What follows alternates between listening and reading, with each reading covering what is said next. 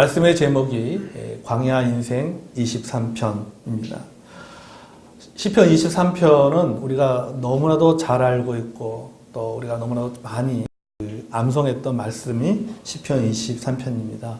여호와는 나의 목자시니 내게 부족함이 없으리로다. 그가 나를 푸른 초장에 누이시며 쉴 만한 물가로 인도하시는도다. 우리가 이 성경 구절만 우리가 딱 생각해 보면은 우리가 이런 그림이 떠오릅니다.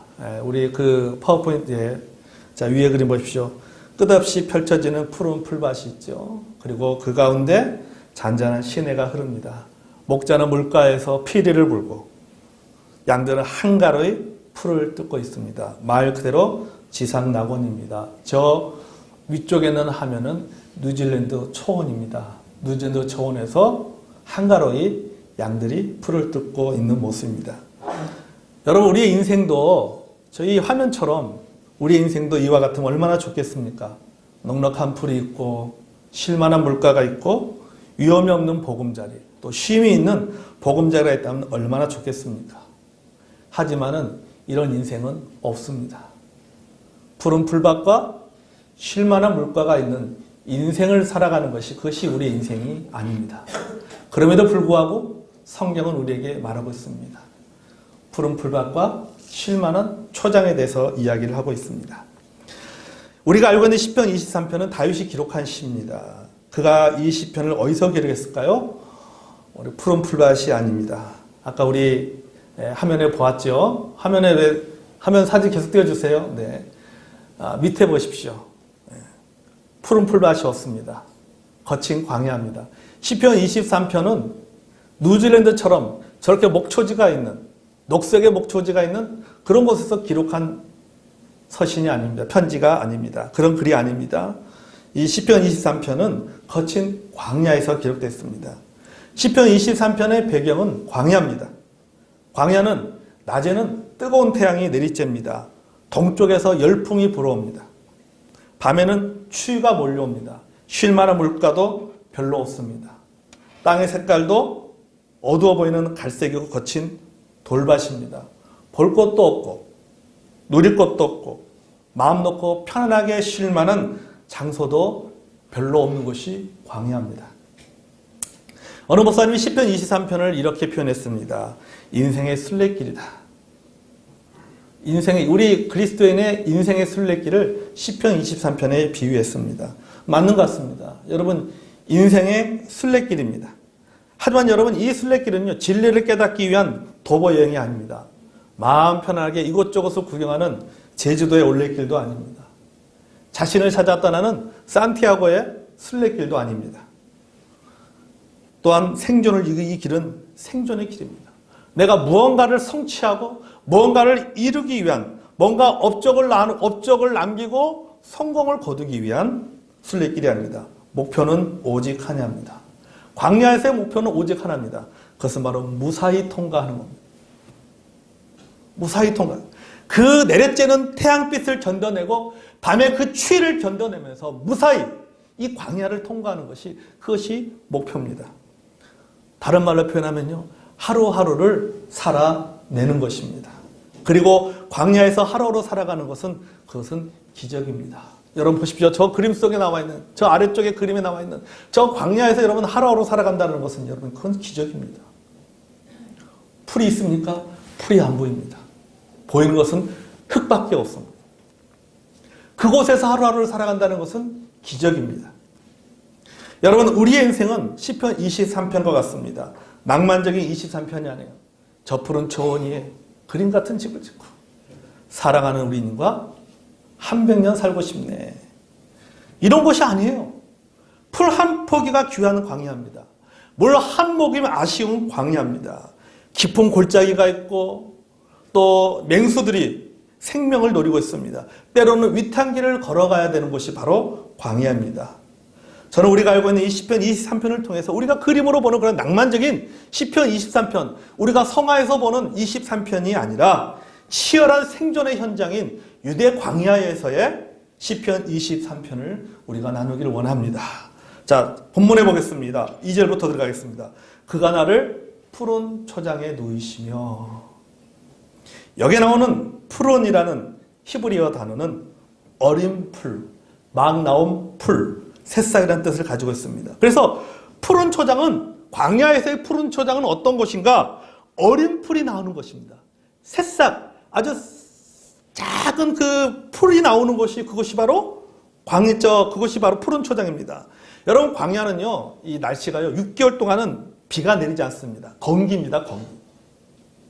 6개월 동안은 건기예요. 6개월 동안 건기에 들어가면 광야는 타들어갑니다. 모든 것이 싹 다 말라버립니다. 10월경이 되면은 이른비가 내리기 시작합니다. 우리 성경에서 말하는 이른비가 내리기 시작합니다. 그러면 비로 인해서 조금씩 풀이 자라나기 시작합니다. 파릇파릇 그 풀이 돋아나기 시작합니다. 이것이 바로 다윗이 말하는 푸른 초장이에요. 저 뉴질랜드에서 보는 푸른 초장이 아니라는 겁니다. 이른비로 인해서, 비로 인해서 이제 막 땅속을 뚫고 나온 그 풀, 새싹, 이것이 바로 다윗이 말하는 푸른 초장입니다. 여러분, 광야의 풀은 무성하지 않습니다. 막 새싹을 피우는 풀입니다. 그러니 여러분, 그 양이 얼마나 적겠습니까? 배불리 먹을 수가 없어요.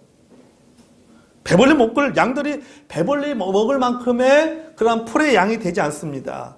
하지만은 굶어 죽을 정도는 아니다라고 하는 거죠. 또 풀이 떨어지면 어떻게 해야 돼요? 풀이 있는 곳으로 계속해서 또 이동을 해야 됩니다. 그러니까 정착 생활이라는 것이 없어요. 이곳에 풀이 떨어지면 또 풀이 있는 곳을 또 찾아 또 가야 되는 겁니다. 여러분, 우리가 살아가는 모습이 이와 같은 것 같아요. 배부르지는 못해도 굶지 않고 살아가고 있습니다.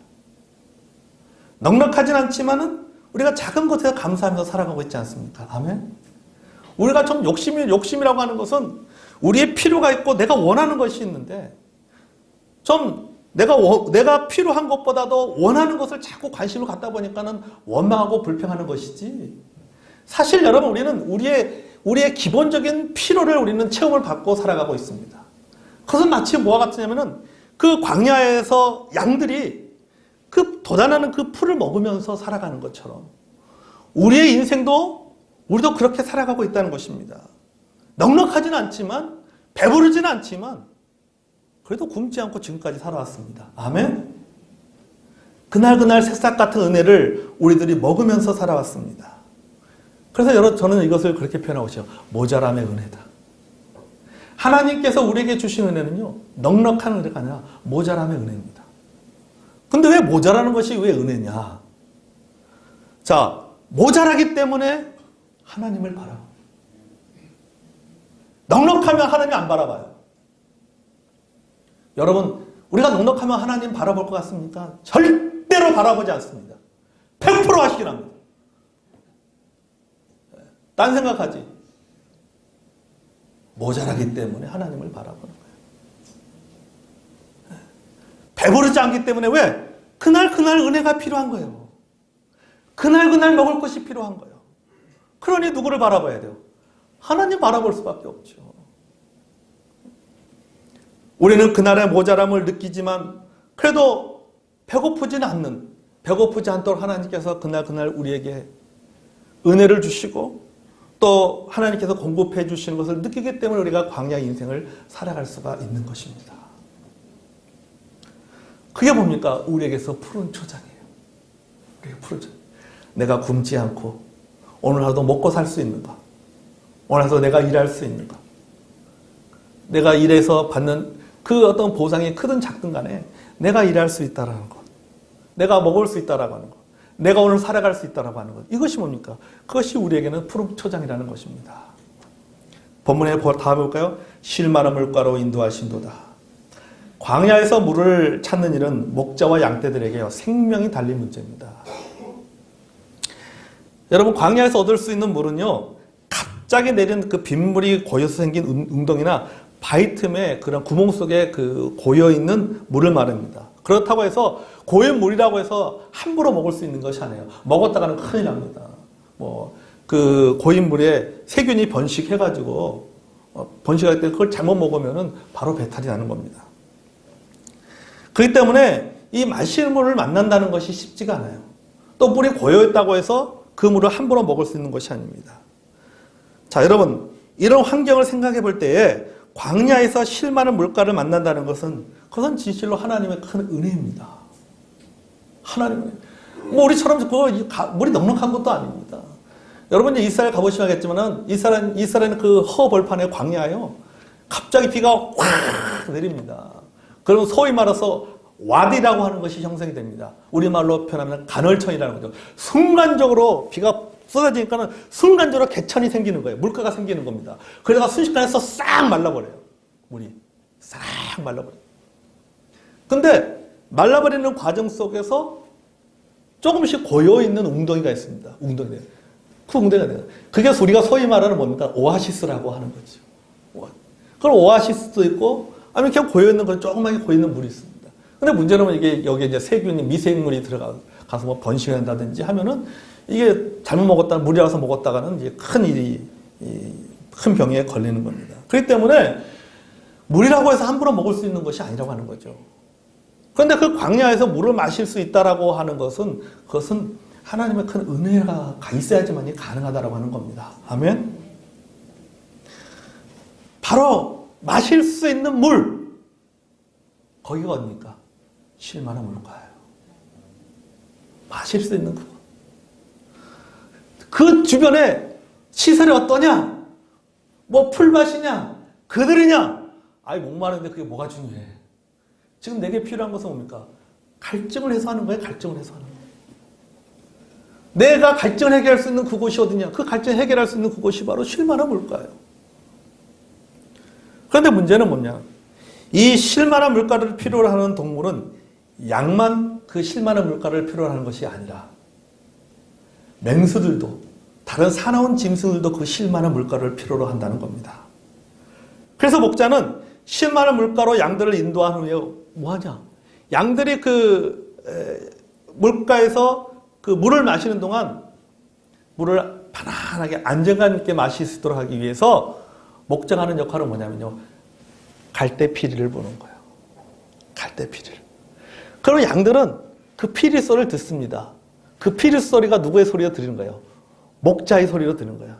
너희들 걱정하지 마. 내가 지키고 있으니까 편안하게 물 마셔. 이거예요. 그러니까 양들은 이 물가에서 그 물가가 쉴만한 물가가 될 수 있는 게 뭐냐면은 물을 마시면서 뭘 넣는 거예요? 짐승으로부터 공격받지 않는다라고 하는 안정감이 있는 겁니다. 무엇을 들으면서? 목자의 갈대피리를 들으면서. 여러분, 광야 인생에서 우리에게 쉴만한 물가가 어디입니까? 바로 교회입니다. 아멘. 교회가 우리에게 쉴만한 물가예요. 이 쉴만한 물가라는 히브리어 단어는 메누하라고 하는 단어입니다. 히브리어 단어가 메누하. 이 메누하라는 단어를 번역하면요. 조용한 것이 아니다. 쉴만한, 히브리어 말로 메누하. 이게 조용하다. 이런 뜻이 아니라 쉼이 있는 상태, 안식이 있는 상태, 평안이 있는 상태를 말하는 단어가 메누하라고 하는 단어예요. 그러니까 조용한 곳이 아니라 걱정과 근심과 염려와 두려움이 없는 상태. 그것이 바로 메누하예요. 나에게 안식을 주고 있는 그 상태. 나에게 안식을 주는 곳이 그것이 바로 쉴만한 물가라고 하는 것입니다. 여러분, 우리의 인생에서 교회라고 하는 것은 어떤 곳인가? 내게 쉼을 주는 겁니다. 아멘? 교회는 우리에게 쉼을 줍니다. 회복을 주는 것입니다. 우리가 세상 살면서 여러분 얼마나 이 복잡한 세상 속에 살아갑니까? 이 사람 부딪히고 저 사람하고 부딪히고 이 사람 눈치 보고 저 사람 눈치 보고 어떤 때는 참 그 어떤 해결되지 않는 문제 때문에 우리가 참 많은 어떤 스트레스를 받고 있습니다. 복잡한 일이 있고 마음에 무거운 짐이 있고 삶이 답답하고 힘들어도 그래도 교회 와서 찬송하고 기도하고 예배드리고 또 말씀을 들으면서 어떻습니까? 우리 마음에 쉼을 얻지 않습니까? 아멘? 그게 너무 쉼이 돼가지고 때로는 잠을 자기도 하지만 어떻든 간에 참 우리가 교회에 와서 쉼을 누리는 겁니다. 쉼을. 그러니까 교회가 우리 인생에서 광야길을 걸어가는 우리 인생에서 교회라고 하는 것은 어떤 것인가? 쉴만한 물가라고 하는 겁니다. 아멘? 우리가 하나님 앞에 나와 교회에 나와서 하나님 앞에 예배를 드림을 통해서 성도들과 교제함을 통해서 하나님이 주시는 안식을 경험합니다. 양들처럼 쉴 만한 물가를 경험하게 된다는 것입니다. 그러면 여러분, 우리가 주일에 교회에 나와서 예배드리는 한 시간, 여러분 우습게 생각해서는 안 돼요. 내가 일주일에 한 번 교회를 나온다 할지라도 일주일에 한 번 내가 주일날 교회 와서 11시에 와서 예배드리는 그 1시간 또는 1시간 반. 여러분 그 시간을 여러분 우습게 생각해서 안 됩니다. 여러분 그 시간은 단순한 시간이 아니에요. 다른 곳에서 보내는 1시간, 2시간과는 전혀 다른 시간이에요. 질적으로 다른 시간이에요. 여러분 세상에 찌들려 살고 있는 우리에게 먹고 사는 문제에서 바쁘게 살아가는 우리들을 돌아보게 만드는 시간이 바로 우리가 하나님 앞에 나서 예배드리는 이 시간 아닙니까? 내가 마음이 힘들어도 어려워도 내가 어떤 스트레스를 받아도 그래도 교회에 나와서 일주일에 한 번이지만 그래도 교회에 나와서 내가 주일 하나님 앞에 예배드리면서 찬송하면서 내 자신을 돌아보게 되잖아요. 아 그래 내가 이렇게 살아서는 안 되지. 그래 일주일 내내 원망하고 불평하며 살다가도 교회 와서 하나님 앞에 찬송하면서 예배드리면서 우리 또 이렇게 성도님이 나와서 앞에 나와서 감사 간증하면서 그래 감사해야지. 저분도 저 어려운 상황 속에서 감사한데 최영선 성도님 보세요. 그 작은 체구에 여러분 24시간 간병한다는 게 쉽지가 않잖아요. 그래도 얼마나 흔들림 없이 신실하게 주님을 섬기는 모습 보면 얼마나 참 은혜가 됩니까?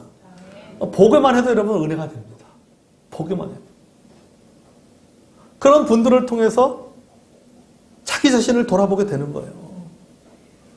그래. 그래도 내가 저분보다는 좀 나은 것 같은데 감사해야지. 감사해야지. 자기를 돌아보게 되는 거예요. 자기를. 그러니까 여러분 교회라고 하는 것이 와서 주일날 와서 교회 와서 예배드리는 이 시간 여러분 이걸 쉽게 생각해서 안 됩니다. 내 인생에서 굉장히 중요한 시간이에요. 중요한 시간. 나에게 삶의 에너지를 주는 시간.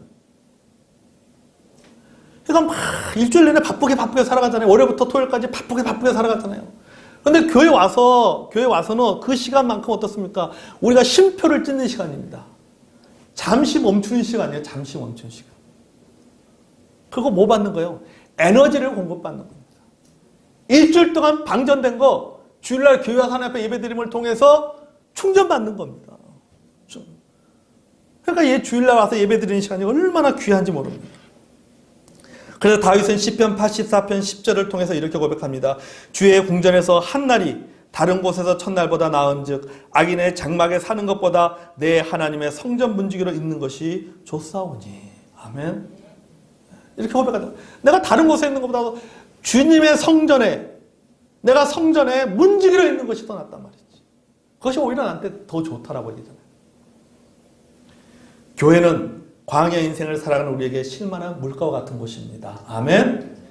그 다음 본문에 볼까요? 내 영혼을 소생시키며. 여기 영혼이라는 말은 히브리어로 네페시라고 하는 단어입니다. 이 네페시라는 단어를 우리말로 번역하지 기억하면 인격을 의미합니다. 전 인격을 의미하는 겁니다. 그러니까는 또 그리고 소생시킨다라는 단어는 슈브라고 하는 단어입니다. 번역하면은 돌아서다라는 뜻이에요. 우리말 성경에는 돌이키다라는 말로 번역이 되는데 이 돌이키다라는 말이 히브리어 말로는 슈브라고 하는 단어입니다. 그러니까 여러분 양들 중에는요 꼭 어떤 양들이 있습니까? 각 제 길로 가는 양이 있어요. 곁길로 가는 양이 있어요. 꼭 무리에서 이탈되는 양들이 있습니다. 무리에서 이탈되면요 몇 시간 만에 죽습니다. 방황하다가 탈진해서 죽거나 아니면 맹수에 좋은 먹잇감이 됩니다. 왜냐하면 양들이 모여있는 곳은 항상 그 주변은 맹수들이 노리고 있는 겁니다. 우리 동물의 왕국에도 보면 그렇잖아요. 보면 딱 덤비지 않습니다. 노려보고 있잖아요. 딱 지켜보고 있다가 무리에서 이탈되는 것이 있으면 바로 가서 잡아먹잖아요. 양도 마찬가지입니다. 이 양이 혼자 돌아다니다가 탈진하고 상처를 입습니다. 그럼 목자가 이렇게 보다가 양이 한 마리가 없네. 그럼 그 잃어버린 양을 찾아가는 겁니다. 누가복음에 나온 것처럼 잃어버린 양을 찾아가서 그 찾아가지고 다시 데리고 들어오는 거예요. 곁길로 가는 양을 돌이켜서 그 양을 돌이키게 만들어서 데리고 들어오는 겁니다. 다시 양무리로 집어넣는 것입니다.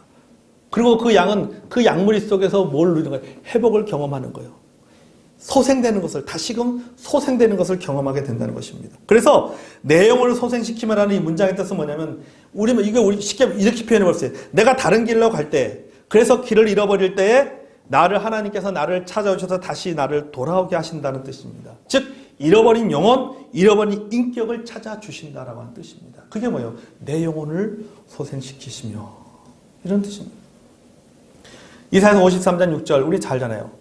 우리는 다 양 같아서 그릇 행하여 각기 제 길로 갔거늘. 우리는 다 양 같아서 그릇 행하여 어디 갔다고요? 각기 제 길로 가. 광야의 인생길을 걸어가면서 각자 소견대로 걸어갑니다. 자기 생각이 나침판입니다.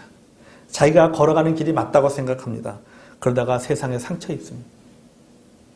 방황합니다. 어느 순간 갈 바를 알지 못합니다. 그런 우리를 목자 되신 하나님이 찾으시고 다시 원래의 자리로 돌아오게 하시는 거예요. 그게 내 영혼을 소생시키는 겁니다. 우리가 신앙생활 하면서 이런 경우 얼마나 많이 있습니까? 자꾸 곁길로 나가고, 곁길로 나가면 하나님께서 다시 또 쳐서 다시 원래 자리로 돌아오게 하시고, 또 잘 가다가 한 번씩 또 곁길로 갑니다. 이게 곁길로. 어떤 분들은 이제 주기적으로 곁길로 가는 분도 있고, 어떤 분은 그 부정기적으로 가는 분도 있겠지만, 어떤 이렇게 곁길로 갈 때마다 다시 쳐서 돌아오게 하시는 거예요. 회복시키는 겁니다. 그 다음 본문을 볼까요? 자기의 이름을 위하여 의의 길로 인도하시는도다. 여러분, 광야에서는요, 산과 골짜기로 이어지는 수많은 길들이 있습니다. 자, 이것이 바로 양들이 지나가던 양의 길입니다. 그러니까 여러분, 이 이스라엘 광야 보면요, 길이 많아요. 막 조그마한 길이 막 여기저기 여기 막 선들이 교차하듯이 많은 길들이 있습니다. 이 길, 양들이 지나갔던 길이에요. 이 길을 가리켜서 양의 길이라고 얘기합니다. 오늘 본문에는 이 길을 뭐라고 표현하면 의의 길이라고 표현하고 있어요. 우리 성경에는 의의 길이라고 표현하지만은 그 이스라엘의 문화에서 볼 때 이 길은 뭐냐면 양의 길입니다. 양의 길을 우리말 성경에는 의의 길이라고 그렇게 번역을 했습니다. 근데 이 의의 길이 히브리어 말로 무슨 뜻이냐면은 마갈 제덱이라고 하는 단어입니다. 마갈 제덱. 이 마갈이라는 것은 무슨 뜻이냐면 잘 포장된 길 또는 잘 정리된 길이 아니라 이 마젯이라는 것은 마갈이라고 하는 것은 무슨 말이냐면은 반복적으로 다니다 보니까 뭐가 된 거예요? 길이 돼버린 겁니다. 이 길이 바로 뭡니까? 이게 바로 마갈이라는 히브리어 단어예요. 그러니까 양들이 자기들이 길을 만들어진 길을 간 것이 아니라 양들은 뭐예요? 반복적으로 왔다 갔다 보니까 뭡니까? 거기에 길이 돼버린 거잖아요. 여러분, 산에 가면요, 정해진 등산로가 있고 샛길들이 많이 있습니다. 그 샛길들이 왜 생겼습니까? 사람들이 왔다 갔다 하다 보니까는 길이 돼버린 겁니다. 이게 뭐예요? 이게 히브리어에서 바로 마갈이에요. 마갈. 자, 근데 문제는 뭐냐면 많은 길이 있지만은 이 많은 길 중에서 쉴 만한 물가로 갈 수 있는 길은 하나밖에 없다는 겁니다. 하나밖에 없다. 요 길이 볼 때 내가 요 길을 쭉 따라가면은 쉴 만한 물가로 갈 거야 하고 가다가는 쉴 만한 물가가 아니라 죽음으로 가는 길이 될 수도 있다라고 하는 거죠. 자, 그러면은 이 많은 길 중에서 양들이 쉴 만한 물가로 갈 수 있는 그 길을 선택해서 그 길을 걸어가야 되는데 그 길을 누가 알고 있는가 하면은 바로 목자만이 그 길을 알고 있는 거예요. 목자만 알고 있는 거예요. 양들은 모르는 거예요. 이 길이 쉴 만한 물가로 가는 길인지 저 길이 쉴 만한 물가로 가는지 모르는 겁니다. 누가 아나? 목자만 아는 거예요. 목자만. 그래서 양은 누구를 따라가는 겁니까? 목자를 따라가는 겁니다. 우리말 성경에는 이 길을 의의 길이라고 표현했습니다. 그러니까 정확하게 말하면 옳은 길입니다. 옳은 길.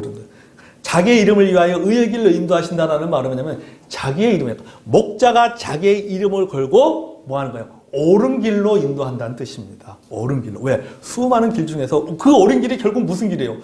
그 길을 따라가야지만 그 길로 가야지 뭐가 있어요? 쉴 만한 물가가 있는 거예요.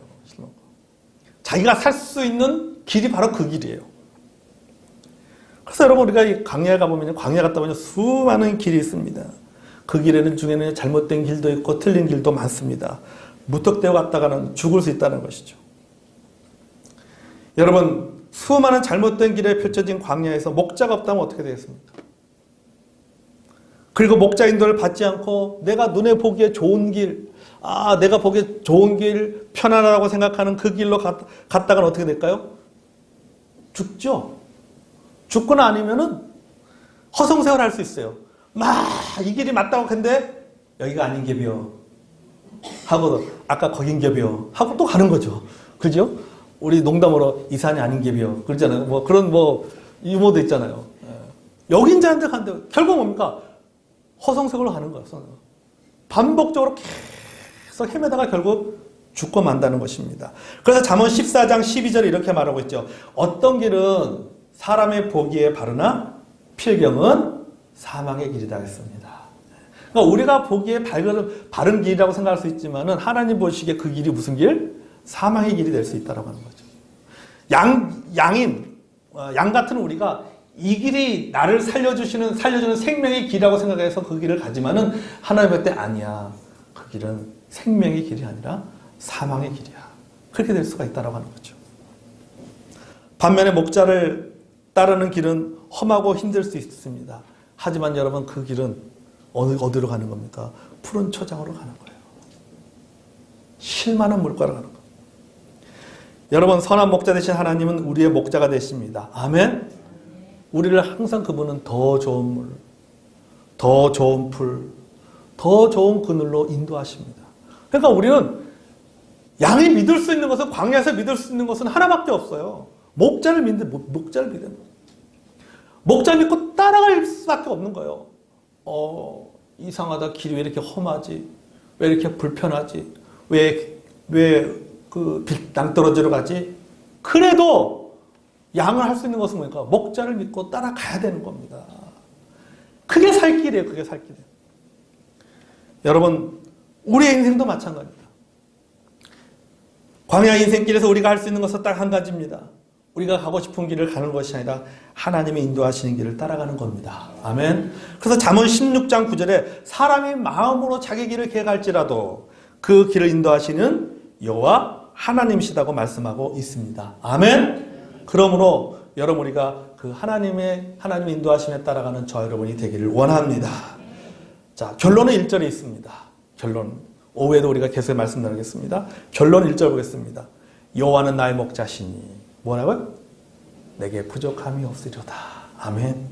성도 여러분, 인생 광야에 넉넉한 푸른 초장은 없습니다. 그럼에도 불구하고 마치 푸른 초장이 있는 것 같은 넉넉함을 느끼는 이유가 있습니다.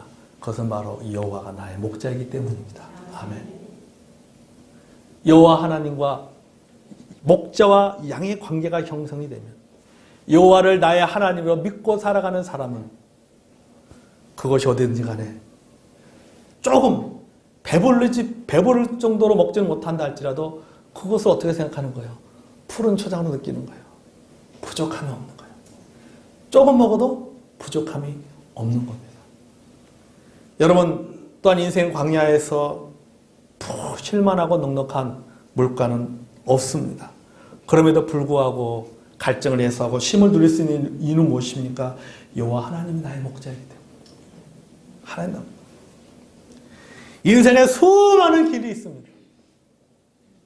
그 수많은 길 중에 우리를 생명의 길로 안전하게 인도하시는 분이 있습니다.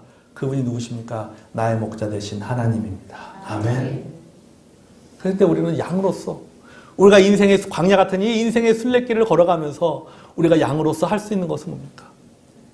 여호와는 나의 목자신 여호와 하나님을 나의 목자 삼고 걸어가면 그 길이 비록 거친 길을 할지라도 믿음이 있는 거예요. 이 길을 걸어가면 저 끝에는 푸른 초장이 있겠지. 쉴만한 물가가 있겠지. 그리고 푸른 초장에 갔더니 풀이 넉넉하지 않고 여기저기 조금씩 났단 말이에요. 그래도 먹으면서 뭐 하는 거예요? 감사하는 겁니다. 목자 되신 하나님 감사합니다. 감사합니다. 여러분 감사함으로 먹으면은 배가 넉넉해집니다. 뱃속이. 예, 포만감을 느끼는 거예요. 사람이요, 원망하고 불평 많은 사람들은요, 먹으면은 뭐가 없어요? 포만감이 없어요. 먹어도 배고픈 거예요. 먹어도. 그렇지만 여러분, 감사함으로 먹으면은 배가 조금만 먹어도 배가 부릅니다. 시락국만 먹어도 배가 부릅니다. 원망과 불평이 많은 사람들은 소고기국 먹어도 불평합니다. 먹으면서 이거 국내산일까 수입산일까? 국내산 먹으면서도 뭘 할까요? 이거 등급이 A 등급이 몇 개일까? 이거 생각하는 거예요.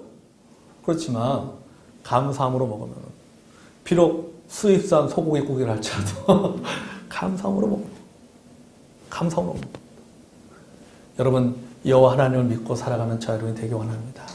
우리 인생은요, 끝까지 순례길입니다. 끝까지 광야길을 걸어가야 됩니다. 우리가 믿을 수 있는 것은요, 한 분밖에 없어요. 하나님밖에 없어요.